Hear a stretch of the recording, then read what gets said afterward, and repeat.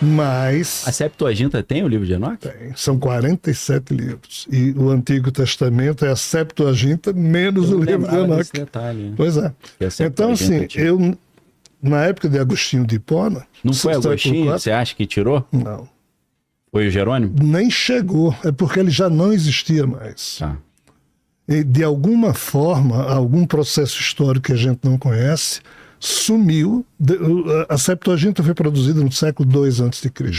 70 sábios e 70 sábios judeus na língua grega, transformaram para a língua grega e adaptaram. Então, assim, sumiu o livro de Enoque. O livro de Enoque, em 1776... Mas você acha que sumiu porque alguém sumiu com ele, né? Queimaram de propósito. Assim... Ou foi a Alexandria que queimou tudo? A biblioteca de Alexandria. Aí entram diversos problemas que pode ter sido um caso trivial, tipo Alexandria. Um acidente ou algo proposital? Ninguém hoje sabe. Entendi. O que se sabe é que sumiu.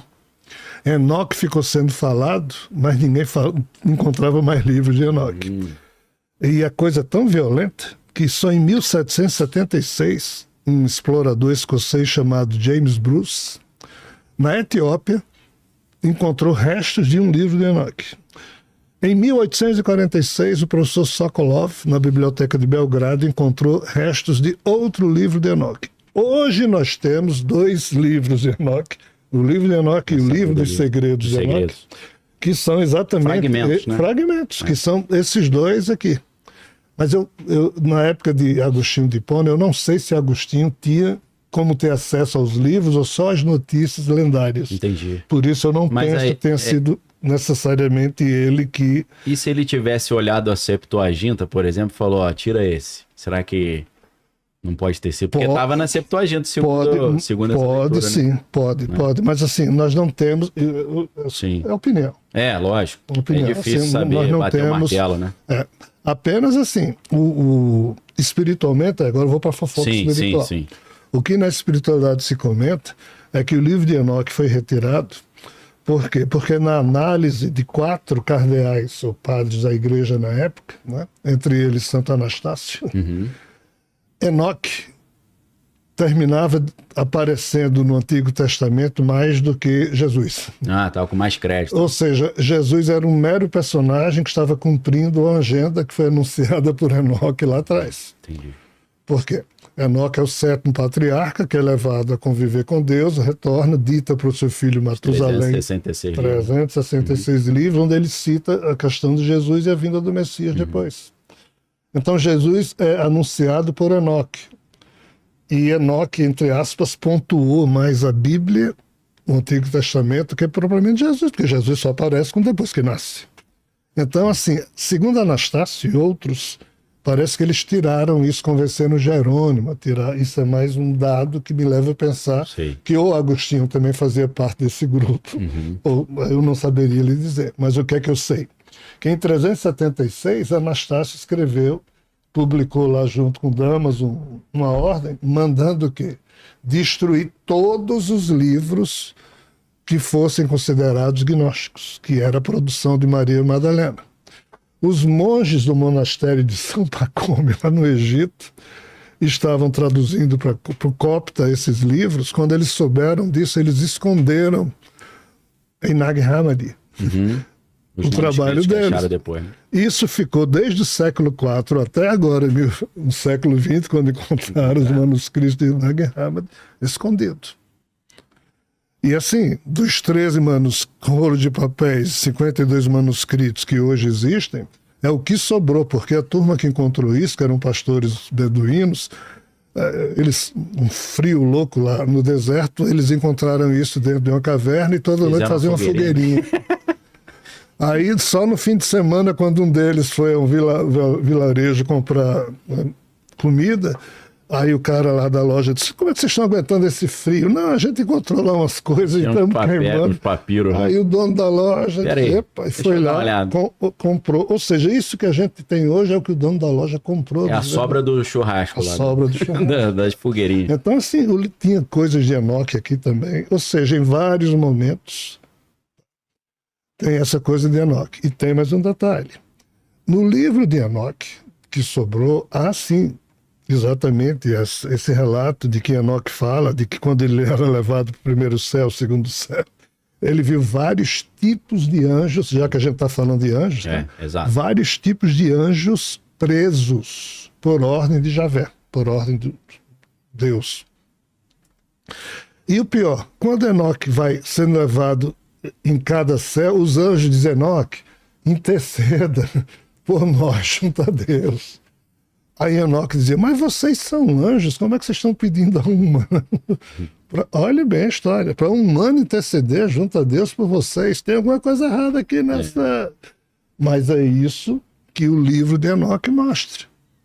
E mostra também alguns anjos conversando com Enoque, e Enoque termina traduzindo isso nesses livros, tipo Gabriel e Rafael conversando. Mas você não acha que foi muito dura a decisão de Javé de deixar aqueles anjos presos até o fim da eternidade, coisa que vale? E assim, aqui temos um problema, porque o pai de Enoque foi Jared. E a Bíblia diz que na época de Jared os anjos desceram à terra e habitaram com as mulheres da terra, que bate com a questão de Enlil ficar pé da vida com os Anunnakis que desobedecem. Né? E quem é Enlil? Aí, se a gente pegar a tradução da Bíblia em inglês, logo no Gênesis, lá no início, houve um tempo em que os Nephilim estavam na Terra. Eu estou indo para aquilo que você falou. A palavra hebraica é Nephilim mesmo. Mas quando você traduz isso para a língua portuguesa, como é que fica? Os gigantes. Houve um tempo em que existiam gigantes na Terra, aí ou seja, descaracteriza a questão extraterrestre. Né? Sim. Então, assim, Enoque falou dos Nephilim. Sim. De anjos, e falou de outros tipos de anjos, mas como isso sumiu, nós perdemos a referência correta. Então não dá para a gente saber com certeza muita coisa. Eu vou levantar uma tese aqui interessante. Tem um cara chamado Chris Thomas, ele não é cristão não, ele é meio ufólogo, esotérico. E ele escreveu um livro, não me lembro exatamente o nome do livro, que ele diz, eu estou puxando aqui que você falou a data de 1776. Ele diz que em 1776, alguns alienígenas conseguiram acessar a Terra ou a nossa dimensão, e eles chegaram aqui na Terra e montaram um plano de criar uma narrativa de que eles são os criadores dos seres humanos, para que eles no futuro consigam governar a Terra e subjugar os humanos.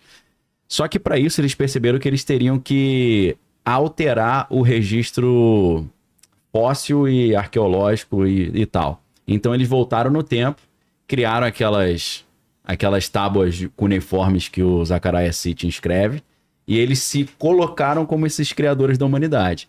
Só que aí eles perceberam que, independente dessa fraude que eles fizeram, dizendo que eles são os criadores e não o Javé, eles teriam que alterar o registro acástico. Porque quem tem a espiritualidade poderia ler a história real no registro e ver que o que está ali nos materiais é forjado. E seria por isso... E a única maneira de fazer essa alteração do registro acástico seria por meio da Arca da Aliança. Então foi por isso que Deus sumiu com a Arca da Aliança para que não fosse alterado esse registro acástico. Então eles não conseguiram alterar e estão continuamente procurando. Seria esse um dos motivos pelo qual o Hitler também estava procurando, teria uma relação com isso. E ele diz que esses seres que ele chama de vilões, né, que aparece vilão em português, né, V-E-L-O-N, vilão. Eles se aliançaram com famílias humanas para que elas criassem essa história, essa narrativa de que esses seres são os criadores, para que no Apocalipse, no final dos tempos, eles aparecessem dizendo: não foi Yahvé que criou, fomos nós, vocês devem obediência a nós, porque vocês eram macacos e a gente adaptou vocês para fazerem serviço aí, principalmente procurando ouro para nós, né? Então vem aquela teoria meio Illuminati de que tem seres humanos muito poderosos com dinheiro infinito. Tem a ver com o problema dos 3 corpos, Vilela, lembra? Que os alienígenas estão chegando para dominar a Terra, escolheram uma elite e falaram: vocês têm dinheiro e tudo à vontade, prepara a humanidade para quando eu chegar eles me aceitarem como os salvadores, né? Então eu achei uma teoria louca, só que é uma teoria interessante que mostra um pouco mostra a realidade do registro acástico, que eu acho interessante, e mostra que muita coisa do mundo espiritual é, na verdade, uma fraude, né? Por isso que vem as fofocas espirituais, né? E essa ideia de não ter certeza. Então, esses alienígenas estariam se preparando. Aí, Eu não sei exatamente se o comandante Astar entra nessa categoria, mas entra aquela ideia que eles estão esperando o momento certo para chegar na Terra, fazer a Terra evoluir para uma nova fase evolutiva na Era de Aquários ou na Era de Horus, segundo Crowley. Mas, na verdade, isso é uma... Eles estão se passando como Enlil, como esse criador, aí mistura com os Anunnaki, mistura com os Nephilim, e é um pouco a tese do filme Prometeu, lá da série do Ridley Scott, os né? Os engenheiros lá? Os engenheiros que criaram os seres humanos, né? Mas depois arrebenta com os seres humanos também. Então, existe uma tese de que eles estão chegando e vão se passar pelos criadores para tentar dominar a Terra. Que saiu, eu não sei se você chegou a ver, tem uma trilogia de livros chamado Problemas dos Três Corpos, né? Vai um pouco nessa linha, né? De que... Delicioso. Tem até uma história muito interessante ali de que os seres humanos estão desenvolvendo ciência ao ponto de lutar com eles. E aí... porque eles demoram 400 anos para chegar aqui. Eles falam assim, a gente está avançado tecnologicamente, mas em 400 anos, vendo quanto o ser humano está exponencialmente avançando, quando a gente chegar aqui, eles vão ter uma tecnologia superior à nossa. Então eles arranjam um jeito de estacionar a nossa ciência para não evoluir. Matando embaralhando as pesquisas científicas, né? Elas não... Melando as pesquisas. Elas não Essa é a principal tese dos Três Corpos, né, da série. Formidável. Não é interessante isso? Eu escuto essa história, eu sinto que tem algo real além nisso. de interessante, bate terrivelmente com as entrelinhas dos fatos que nós humanos deveríamos conhecer. Isso aqui é assustador. Sim. Mas não tem outro lado, só antes dele completar, dos vigilantes, que era o contrário, eram esses anjos que trouxeram o conhecimento e deram para os seres humanos? Mas cada um, sabe? É a história dos Anunnaki, né, Felipe? É diferente disso, na verdade. O Samyaza. É o Samyaza que ele estava falando. Eles distribuíram esse conhecimento com o ser humano e na teoria dos Três Corpos é o contrário, eles querem impedir. Eles estão claramente jogando contra a humanidade, né? Não a favor, né? É uma interpretação diferente do Prometeu, por exemplo. Não, eu quero ajudar a humanidade. Ali eles não estão ajudando, eles querem acabar. A mitologia tem isso, né? De alguém roubando dos deuses, usurpando e jogando para os humanos. Isso, e sendo punido por isso. E isso causa um mal para os seres humanos também, né? Como a caixa de Pandora e tal. Mas assim, nós humanos somos produto de histórias mal contadas. Eu acho que é aí que entra a pergunta do programa, que é os alienígenas são anjos ou demônios. Eu acho que, traduzindo, seria: os alienígenas querem o nosso melhor interesse ou são egoístas e querem o interesse deles? Eu acho que tem facções diferentes, né? Com interesses diferentes. Eu, sinceramente, eu não confio nem na minha sombra. Eu sou dessa opinião também. Eu não confio nesse pessoal, não. Depois que eu estudei, entre aspas, o que eu pude estudar, e já tomei os meus sustos, Jesus, o vivo, ou seja, o ressuscitado, o ressurreto, conversando com Judas Dídimo Tomé, que muito provavelmente era um dos seus irmãos, ele diz, tem aí na Terra a maioria não está nem aí, mas tem uns que sempre que nascem vão atrás da verdade. E de tanto buscar a verdade, estes um dia vão encontrar. Mas quando encontrar a verdade, vão ficar estupefatos. Depois vão se equilibrar e depois vão reinar sobre o processo. Entendi. O engraçado é que Jesus não disse que quando a gente descobrir a verdade, a gente vai sair dando pulos de alegria. A gente entraria em pânico no primeiro momento. É por isso que ele fala: quer vir após mim, negue-se a si mesmo e tome a sua própria cruz, né? Que seja. Vai ficar ruim para todo mundo. Então, assim, por quê? Por você descobrir que a história de que no princípio a gente acha que só tinha maravilha e nós humanos estragamos tudo... é que talvez nesse princípio não haja coisa tão maravilhosa assim, se nós deixarmos Deus, o incognoscível, fora dessa história e imaginarmos a Terra, que é o que as teorias mais avançadas dos cientistas de vanguarda dizem, esse universo é uma realidade simulada. Simulada por quê? Por um computador, um supercomputador, que é isso, para não dizer que é um super Deus. Chamar de computador. Eu creio nisso também. Que cria realidade. É como se fosse o Tron. Não sei se você já viu esse filme, Tron. Já. Que eles entram dentro porque homem, o Jeff Bridges, cria um mundo formidável. E ele mergulha para dentro desse mundo. E ele tem um filho também. Tem um que é melhor, que é o 13º andar, já viu? Tem esse também, que é legal. Tem o Tron antigo, mas tem um mais recente também. E esse mais recente é interessante porque o Jeff Bridges, que é o programador, ele cria o mundo e ele mergulha para dentro desse mundo e some. E o filho dele vai lá procurá-lo. Só que ele cria um clone dele, que é o Clu, que é uma cópia dele, uma inteligência artificial que tem aversão ao erro e aversão à imperfeição. Então, tudo que é imperfeito, ele destrói. E aí, o criador, que seria o Yahvé nessa história, o filho vem trazer de volta o Jeff Bridges para a Terra, para o mundo original. Só que o Clu, que seria o Lúcifer, dentro dessa comparação, ele quer vir para a Terra também. E aí o criador fala, ele não pode ir para a Terra porque a Terra é muito imperfeita. E eu programei ele para ter ódio à imperfeição. Se ele vier para a Terra, ele vai destruir o planeta Terra. Então, uma teoria interessante, né? Muito. É interessante. Mas voltando ao que a gente estava falando, né? O que é que nós humanos poderíamos já saber hoje, que talvez que ainda não sabemos, né? Estupefato também. Então, assim, quando a gente descobrir o que é que está por trás de todo esse isolamento planetário a que a Terra está submetida, e que Jesus, quando disse, eu volto, mas virei na minha forma celestial, eu chamo isso de reintegração cósmica, que é você retirar a Terra do isolamento e voltar a inseri-la no circuito da convivência cósmica, né? Então, assim, aqui a gente vai tomar susto atrás de susto, porque a gente vai descobrir se os alienígenas são anjos ou demônios, ainda que lá no século II, em Alexandria, na época em que os sábios, 70 sábios judeus produziram a Septuaginta, até aqui existia